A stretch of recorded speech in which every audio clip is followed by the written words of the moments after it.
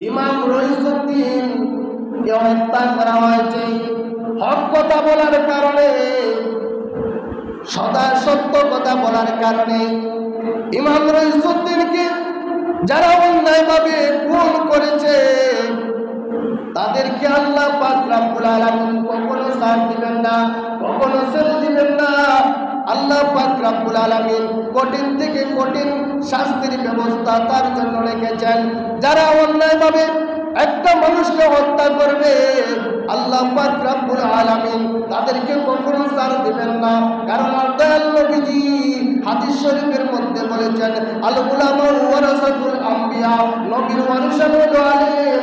আর যারা আলেমদের সাথে যারা নিজের স্বার্থের জন্য হক কথা বলার কারণে যারা অন্যায়ভাবে একজন মানুষকে হত্যা করবে, অন্যায়ভাবে একজন মানুষকে খুন করবে, আল্লাহ পাক রব্বুল আলামিন হয়তো দুনিয়ার মধ্যে ক্ষমতা দিয়েছেন।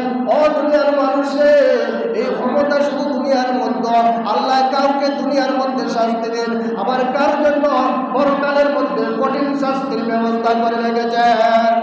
ঠিক না বেশি? তাহলে আমরা হক কথা বলতে হবে।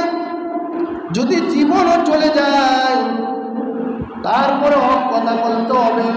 তুমি যদি টাকার কাছে ইমান বিক্রয় করে দাও, টাকা পয়সা লোভে যদি তুমি হক কথা ছেড়ে দাও, তাহলে আল্লাহর দরবারে তুমি কি জবাব দিবে? আল্লাহ যখন কাহার হয়ে যাবে তখন মনে করিও না তুমি ছাড় পেয়ে যাবে, ছাড় পাবে না। এই হত্যার বিচার কিন্তু যদিও না হয়, কিন্তু আল্লাহ পাক রব্বুল আলামিন কখনো ছাড় দিবেন না। যদি একজন ইমাম সাহেব যদি হক কথা বলে না, কোরআন হাদিসের কথা বলে না, তাহলে কে বলবে? যদি প্রত্যেক মসজিদে ইমাম সাহেবরা যদি কথা বলে না, তাহলে আজকে জাহিলি জামানা হয়ে যেত, মানুষের কোরআন হাদিসের কথা জানতো না। যদি ওয়াজ নসিহত যদি প্রত্যেক মসজিদে না করা হইতো, তাহলে মানুষগুলা জাহিলি জামানার মতো হয়ে যেত। কখনো অন্যায় বেবিচার জুলুম যা ছিল সব কিছু বেড়ে যেত। একমাত্র প্রত্যেক মসজিদে শুক্রবারে আলোচনার কারণে মানুষগুলো কিছু সঠিক পথে আছে, না হলে এই সঠিক পথেও মানুষ থাকত না। এই জন্য হক কথা যতই তিতা লাগে না কেন, কিন্তু বলতে হবে।